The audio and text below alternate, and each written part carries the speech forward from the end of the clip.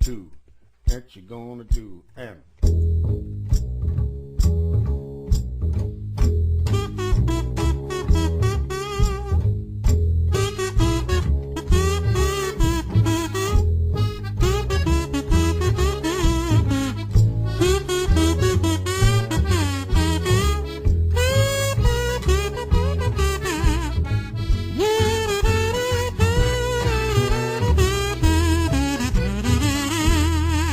when you drinking, you ain't thinking.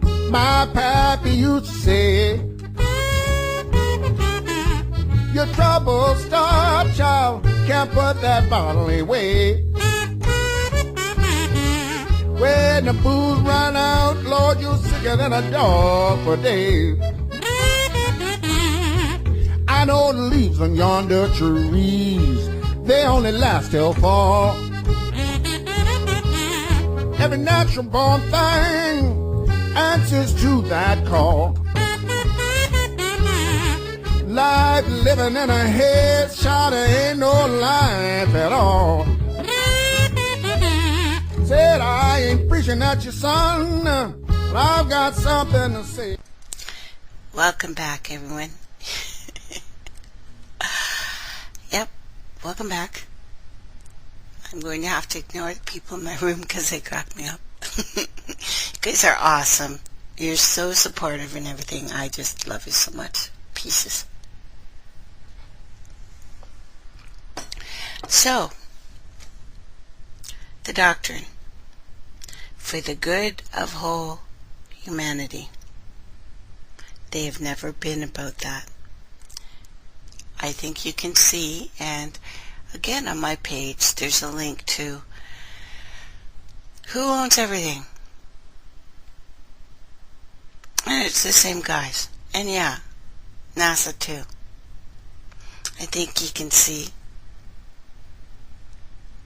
how everyone is being painted as a potential terrorist.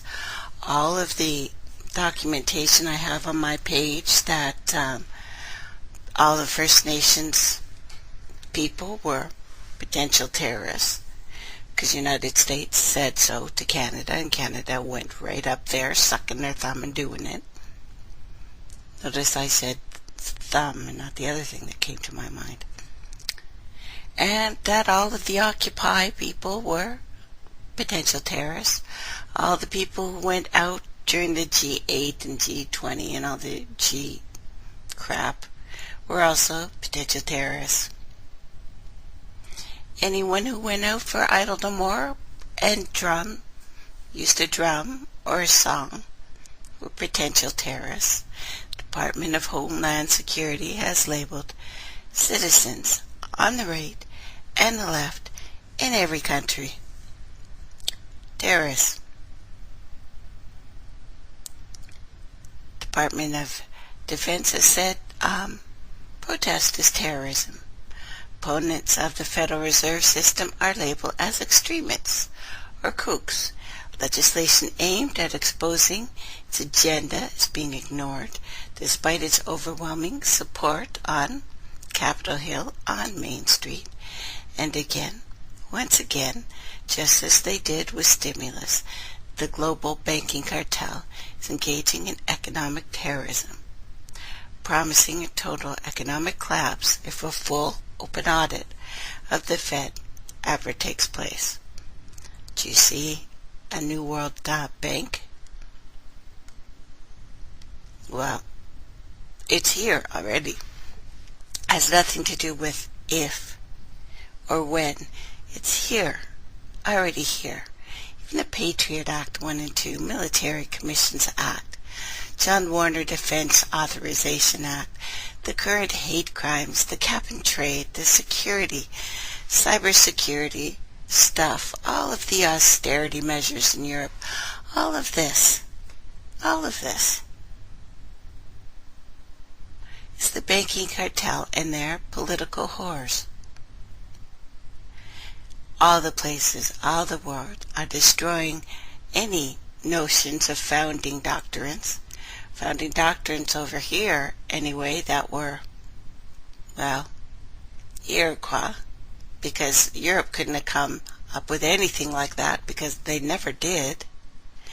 And the Magna Carta, yes, I realize the Magna Carta, but Magna Carta wasn't meant for people like you. It was made for the lords and ladies so that the king would listen to them. It had nothing to do with you. Nothing. Come on. What you ran from came over here. What people in the United States fought against still within years came back. And they brought it over here to begin with because we were doing pretty darn good without this crap. But, you knew it was coming because this has taken over the world. This cartel cannot complete this final agenda if people, real people, are running around touting our rights, are talking about our basic freedoms. But as long as we still take any of their money, we will never get out. And I will be talking about ways to get out in the future shows. Plus water and oil. All of these things. All of these things. Because that's what's going on here. Facts about the Federal Reserve. And every country has one of these, so bear with me. Privately owned, for profit. Federal Reserve has no reserves. The name was created prior to the Federal Reserve Act that was passed in 1913. This was done to make Americans believe the U.S. banking system operated in the public interest. The truth is that the Federal Reserve is a bank privately owned by private shareholders and runs purely for private profits. It creates massive debt for American people and pretty much crashed the world in 2008. This privately held organization pays nothing, even remotely close to taxes, on trillions of dollars it makes. The Federal Reserve was chartered by an act of deceit, by an act of Congress, when most of the Congress had gone home for Christmas holiday, December 23rd, 1913. So December 23rd, 2013, it comes up for grabs again. Federal Reserve Act 1913 passed the House, but had difficulty getting to the Senate. There was no recess called. Most senators had gone home, yet 3 senators passed the act with a unanimous voice vote. There was no objection. There had been one person present. In the absence of quorum, the bill would not have passed. In 1923, a representative, Lindbergh, Republican from Minnesota and father of the famous aviator, Lucky Lindbergh, stated, "The financial system has been turned over to the Federal Reserve Board, the Board of Administrators, the finance system by authority of purely profiteering system. The system is private, conducted for the sole purpose of obtaining the greatest possible profits from the use of other people's money." The chairman of the House Banking and Currency Committee during the Great Depression era, Louis T. McFadden, this is in 1932, stated, "We have in this country one of the most corrupt institutions the world has ever known." And that was the Federal Reserve Board. He knew it then. This evil institution has imprisoned and impoverished the people of the United States, has practically bankrupted our country, It was done through this corrupt practices, the moneyed vultures who control it. When the Federal Reserve Act was passed, the people of the United States didn't understand that a world banking system had been set up there.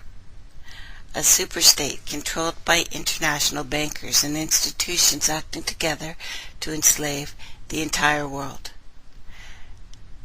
Every effort had been made to conceal the Fed. As Thomas Jefferson said, I sincerely believe that the banking institutions are more dangerous to our liberties than a standing army, issuing powers that should be taken from the banks and restored to the people to whom it properly belongs. James Madison, main author of the U.S. Constitution, re-author of the U.S. Constitution. History records that money changers have used every form of abuse, intrigue, deceit, and violent means possible to maintain their control over governments by controlling money and its issuance. Money changers, for profit, were first recorded in Sumer. It's in the tablets. Of the 12 tablets, they talked about revolts because of money changers who worked with religions to overtax the people. I know a lot of you were going to think we're talking the Jesus story, but no. This has been the way of things for a very, very long time here. And then yes, the story in the Bible that at least was the story that we had heard before. Talked about money changers again, Temple of Jerusalem, for corrupting Judaism. It was the only time it was talked about that Jesus had used force in his ministry. When people had gone to the temple to pay their temple tax, they could only pay it in a certain coin. The half shekel of the sanctuary, which is half ounce of pure silver. It was the only coin that was pure silver, didn't have an image of a pagan emperor on it.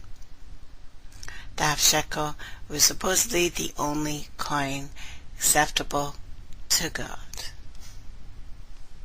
Same thing happened, again, ancient Sumer. Same thing happened in Rome later.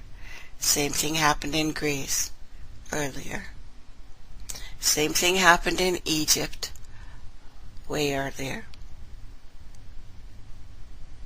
It's usually that kind of thing in the priesthood, and then the bloodletting and the slaughter of some people. And it's usually the people who are not what God wants. Not what the priests tell you God wants. And those people are usually slaughtered in mass graves, with inquisitions, with slitting their throats or opening their hearts and throwing them into a pit at the side of a temple. Same story, same guys. And it's why I think when the last huge devastation had, we were running and trying to get rid of the same thing, but the same thing unfortunately comes back. These coins were, of course, special magic coins.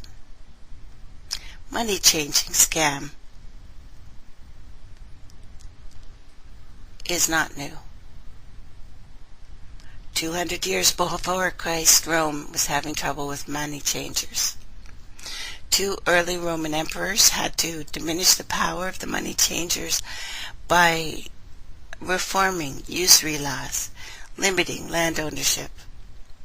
Both emperors were assassinated, by the way, for saying this. 48 BC, Julius Caesar took back the power to coin money from the money changers and mint coins for the benefit of all. With this new and plentiful supply of money. C